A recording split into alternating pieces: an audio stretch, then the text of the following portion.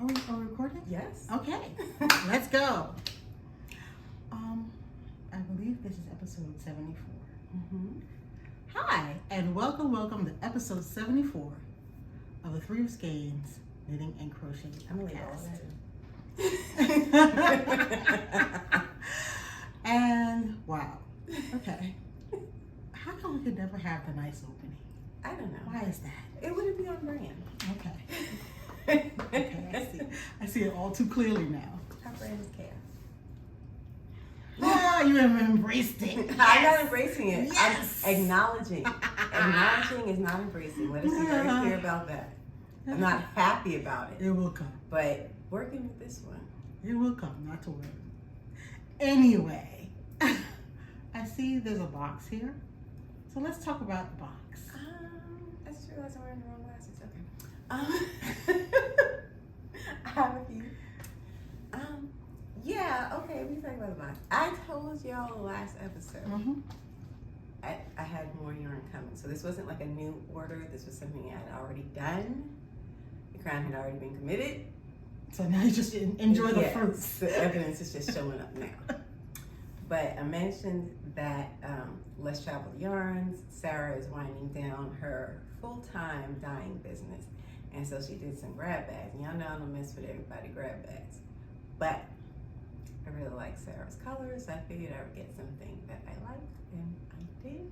And I'm actually very happy with what I got from grab bags. So, first, this is, she doesn't have the color names on here. Where the color name would normally be, it just says grab bag, so don't ask me for color names. But this is a DK Tweed, and it's 85% merino and 15% donegal neck. And she's squishy. All these yarns keep finding their ways to me, so I noticed. I'm gonna have to do something with orange. You know, it reminds me a little of Slutty Pumpkin. I was gonna say, this is like, you know, Slutty Pumpkin, Slutty Cousin. Some other slutty gourd, I don't know. But I got this, and then I also got another tweed. Mustard yellow is where I live, so very happy with that. And then anything pinky purple, I mean, look what I'm wearing today. And you just got that grab bag just, wow, okay. So I got two of these. Everything I got was DK, and I'm actually really happy with that because I've been thinking, oh, I really should get some more DK weight yarn. I got all DK. So this is the Paloma base, which is 90-10 merino silk. And that's a combo we love anyway. Oh, there you Ooh. go. Oh, la la. And then this is wild. So when I first got the email that Sarah was winding down, of course I went to her website and I wanted to like buy everything, right? But I was like, no, I'm gonna be good, I'm not gonna get anything. But there was one yarn that stayed in my mind. I actually kept going back to the site a couple of times, looking at it, didn't buy it. How did I get that exact yarn? Oh my God. So it's this beautiful Merlot colored Paloma DK, everything. It's the weight, it's the color, and it's the base that I wanted. So Psychic Sarah picked out exactly the yarn that I wanted and sent it to me. And I don't know how she did that, but the yarn god smiled on you. Oh, that's a pretty color.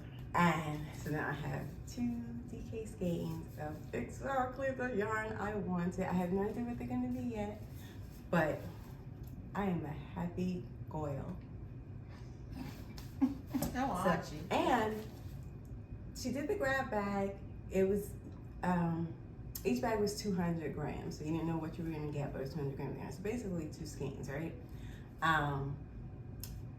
And full price, these were $32 a skein. Then the grab bag, each grab bag was $45. So basically I got these for $22.50 each instead of $32. So I did save some money getting them this way. I mean, it's just luck, it's just random that I got exactly the yarn that I wanted, but I got exactly the yarn that I wanted. So I'm gonna get a discount. That is what I got. And now, for real, I can't buy nothing till, yes. Which is in what, 2 weeks? Yes. I don't know if I'm going to make it 2 weeks. I know, I was just thinking, oh, is she going to be able to hold out? I have to stay off the website. I hate that their website is yarn.com. You would think, oh, that's like the ideal website to have. But because I think of them as webs, I always type webs in first.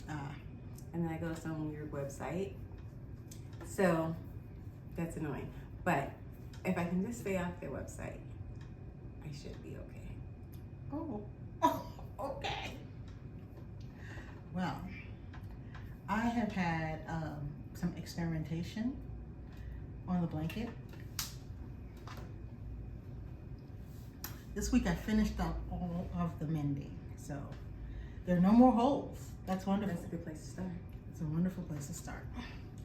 So what I experimented with this week was seeing how to make the marks on the blanket and trying to figure out what colors I was going to use. So I had settled on 3. And what I thought I was going to do was use one of these 3 colors. So like block out our faces. Oh, okay. Oh, okay. Ta-da! It was gonna be one of these 3 guys. Like a pumpkin, a gold, and a cream. And like I said, I was practicing making marks on the fabric. I have a picture that Cryss is going to insert so you can really get a close-up view of these. She has a lot more faith in my editing skills than I do, but okay. I believe. And what happened was, I liked all 3. So I think what I'll be doing is alternating between all 3 colors. And that way, I have these 2 colors that kind of blend in, and I have the white that pops. You knew that the whole... The more I do it, the more I'm like, yeah, I think that's what's going to happen. Okay. And it's nice because I'm only quilting the top of the quilt, so the back is covered. And I suggest not watching any Chinese dramas while you do this. No. This is not a Chinese drama sort of situation. So what I did do was I used my, now it's going to be impossible to see here. I used these pens that I got that erase the heat. I ended up getting 4 colors.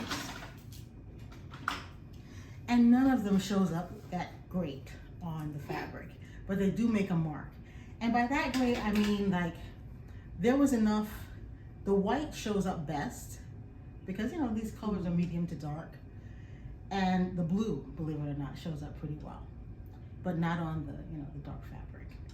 So what I'll be doing is I'll be alternating between the white and the blue, depending on what color background I have going on. And you can see it, right? Mm-hmm. So those are the marks I followed to actually start stitching this pattern. And what I did was I just drew a grid that is about 1 by 1.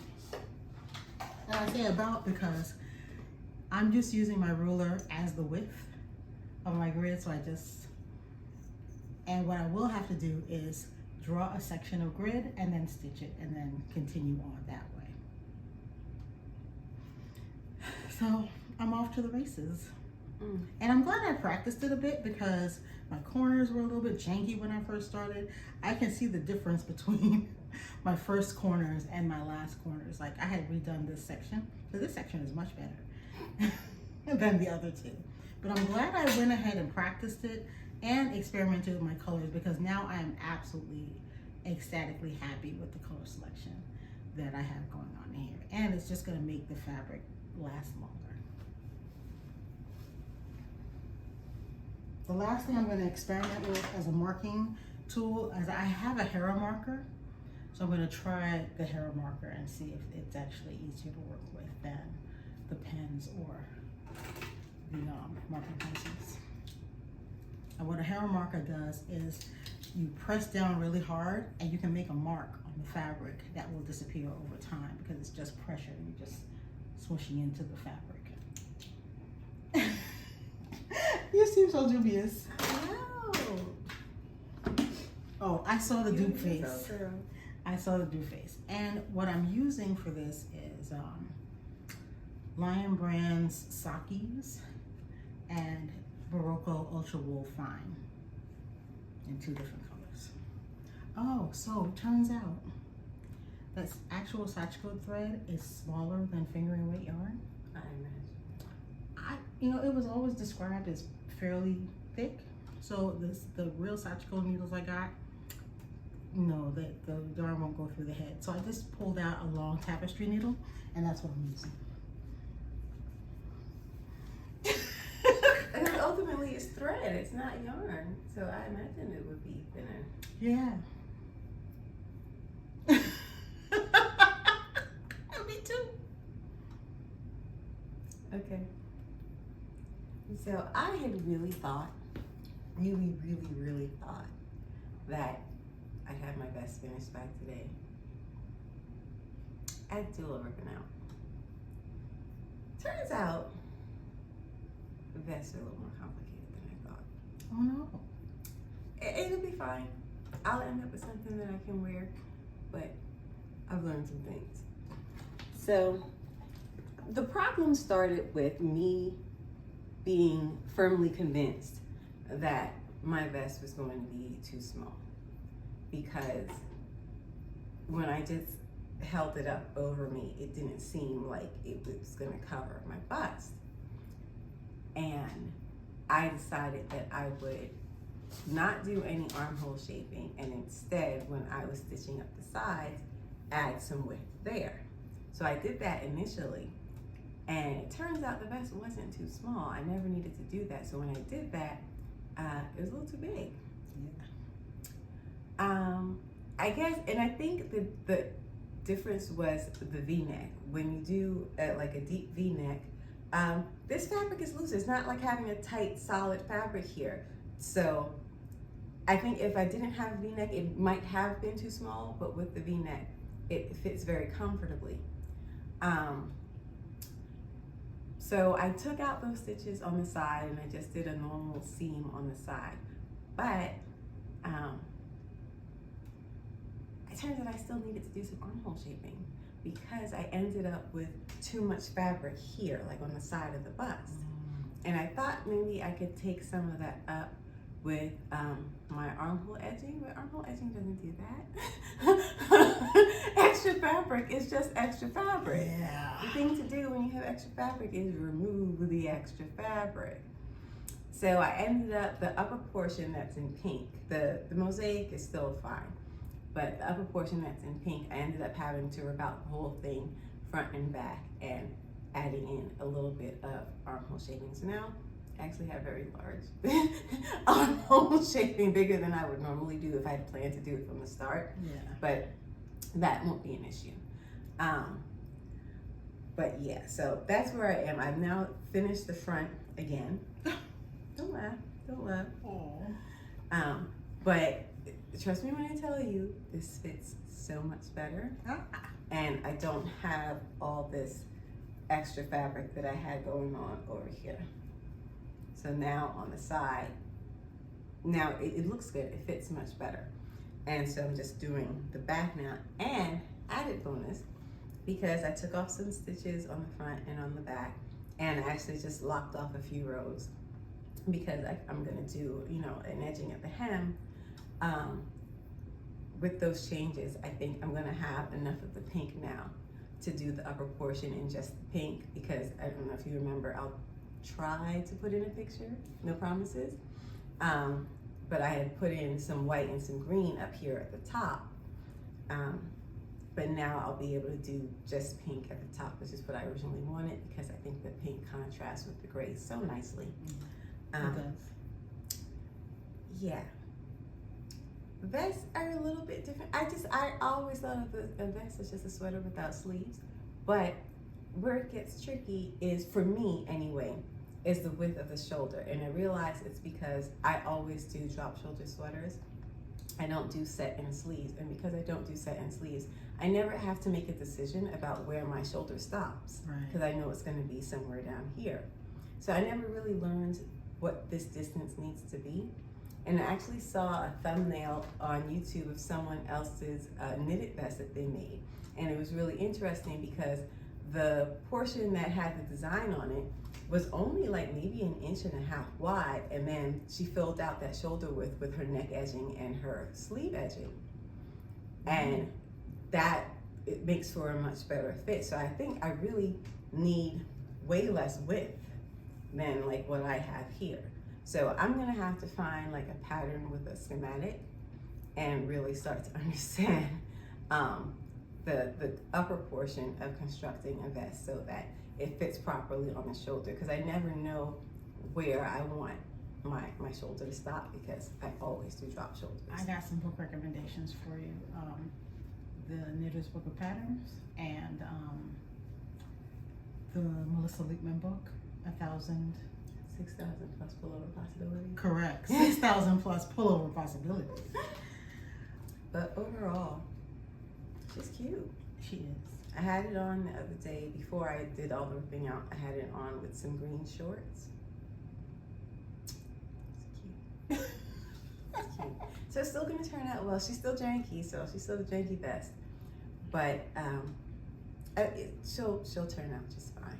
I'll definitely be able to wear it.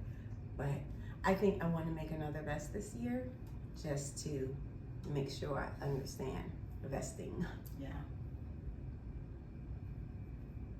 Now, would it have made as big a difference if you had gone with a round back? I don't know. Because I think that shoulder width.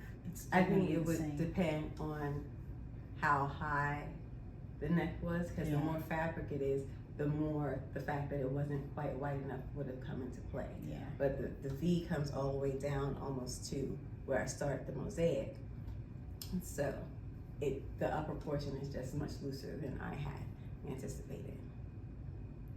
But, which turns out to be a good thing, because remember, my mosaic section came out and it's shorter. That's why I was worried it was gonna be too small. My mosaic section came out shorter than I thought it would. So I lost 2 inches, right? Because I lost 1 inch on the front and 1 inch on the back. And it turned out that didn't make a difference. Wow. In this case. Wow, okay. But hopefully, we had adventures. It's going to be finished next week. I promise. Because I'm ready to move on to something else. I really am. Like, I'm over janky vest, and I'm ready to, like, I have so many ideas just piling. There's a whole traffic jam up here. Oh. Okay, all the ideas trying to get through, vying for my attention. So, I gotta finish this. I can move on. Absolutely. You can do it. So the other thing I worked on this week was my weekend sweater, which is coming along nicely. I have started the shoulder shaping on the front. So now I'm knitting back and forth. As you can see, there's my measuring line that I have measured from consistently. And believe it or not, it wasn't always too short, too short, too short, too long. Can you imagine? It's just like... it was amazing. Sound like you had a moment. I've been there, okay? things have occurred. The only thing that's going on with the front of this sweater at the moment is I am doing shoulder shaping for the drop shoulder. And I wanted to talk to you about that, because you say you do drop shoulder sweaters. You do shoulder sweaters a lot. Do you normally do shoulder shaping? And I think for you, that's going to be fine. To make it narrower? To make it slope. Yeah, no. But my shoulders are sloped. Yeah. So for me, I'm a shoulder shaping. So I think that's something you want to take into account when you're doing even a simple drop shoulder sweater, is you can try to make the drop of the shoulder match how your shoulders are. So you don't need to do shoulder shaping. I have sloped shoulders, so I'm gonna do shoulder shaping. So what does that entail? Are you decreasing somehow? No, I'm doing short rows. Okay. I'm doing short rows, so I'm just raising up the center portion of the sweater, and that's gonna make the edge slope a bit. Okay. Not like, but you know, just a gentle. But it's gonna actually make this sweater fit me much better. And it's something you guys might want to think about is how do I make my shoulder follow my shape so that I won't get like a bunch of, sometimes you get a bunch of fabric like right here, like this t-shirt. And you can control some of that with shoulder shaping. And if you have square shoulders like Crystal does, and the sweater has shoulder shaping, feel free to leave it out. It's your sweater, it's for you. But that's it, that's what's going on. She's becoming a sweater, and I'm happy with her.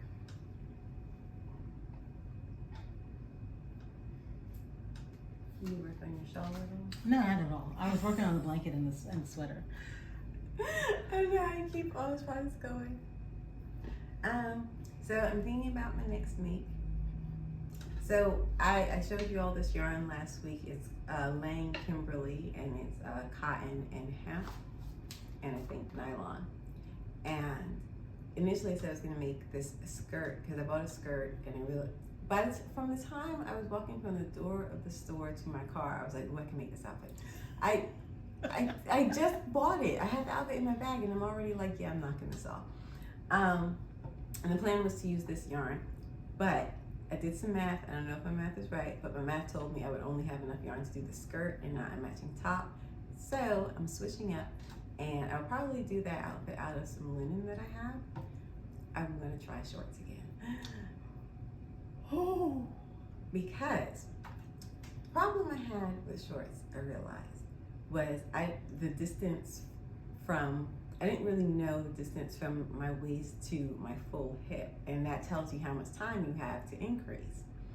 But since I made the Easy skirt, I now have that measurement. Ah. So I can basically start my shorts to match that skirt, and hopefully it'll fit. Now cotton has less stretch, so we'll see if I have an issue, getting it over the hip. If I make it, the waistband to my waist measurement, we'll see how that goes. Should be fine. You know what though? Why don't you measure a pair of shorts that you already have that's in a woven fabric, and you might get a similar fit.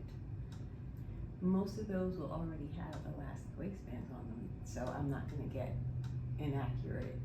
This fabric won't stretch like that elastic waistband, so that waistband will be measured for something with elastic in it. Yeah. So we'll see. I'm just gonna do the top of the shorts from waist to full hip and try it on. Pull it on, and if it pulls up, I'm gonna make a pair of shorts and a matching top. Add some cotton hemp. You go, girl. That's my next project, I think, unless something else snags my eye. I don't know. I know how that is. I try to be orderly about this. She does not, but I do try, and it's hard sometimes.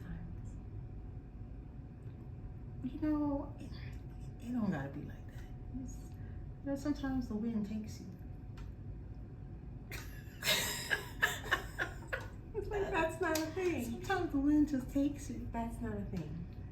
But yes, I'm planning my next make, and I'm planning my wool walk because that is coming up, and I'm planning to go, right now the plan is to go to twice as many stores as we went to last year. It's gonna be so much driving. I'm already tired thinking about the driving. Is that terrible? Is that crazy?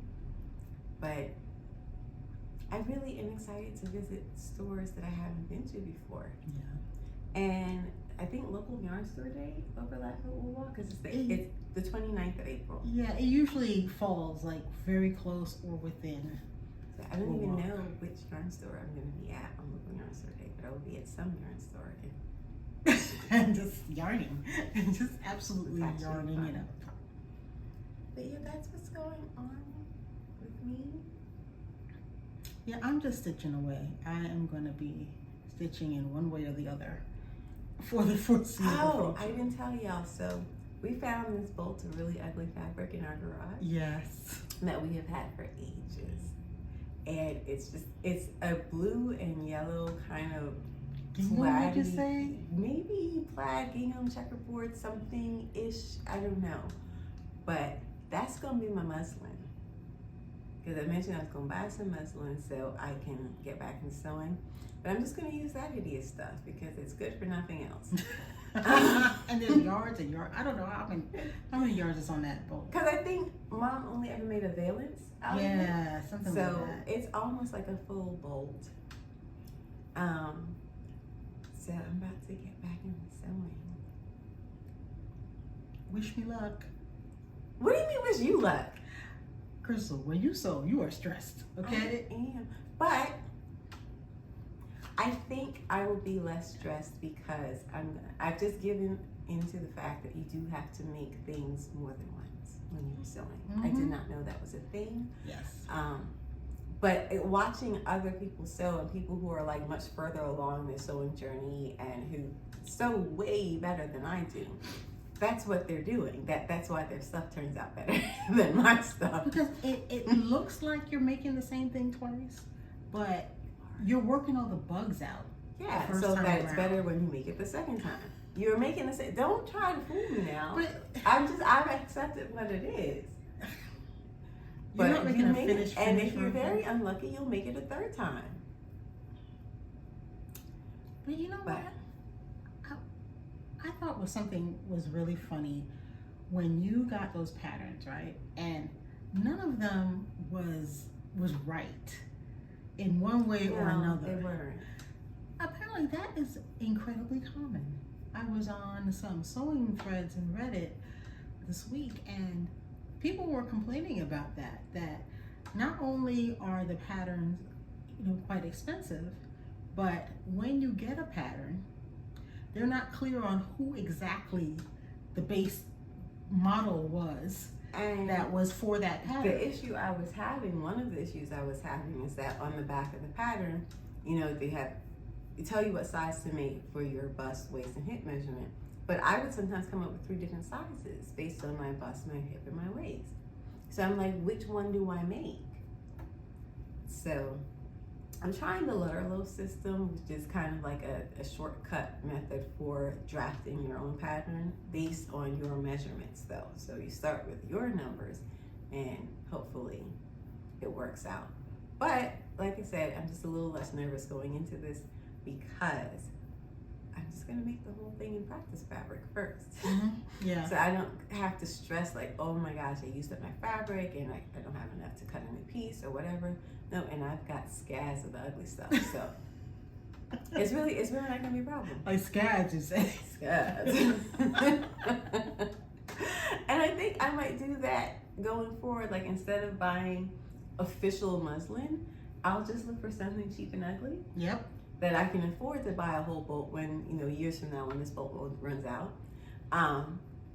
And that's what I'll just use to practice. So I can take some of the stress out of the process for myself. It's like I'm thinking about my summer makes. There's a couple of things I specifically want to make this summer. One, there's no pattern for, so I'm gonna have to work that out. But what I think I'm gonna do is make a muslin and that way I get the measurements of what it should be. And then I can knit it from my muslin as though it was a pattern. So that's what's gonna be going on up in here this summer. Like It should be fine. It should be fine. I believe. I totally believe it's gonna be. Actually, it is gonna be fine. But it's gonna take a minute to get there. So yeah, I think that's all we have this week. I'm recording on my phone, so we're doing slightly shorter episodes because the files are big. Yeah, we don't know exactly how long now we that have. we're in HD.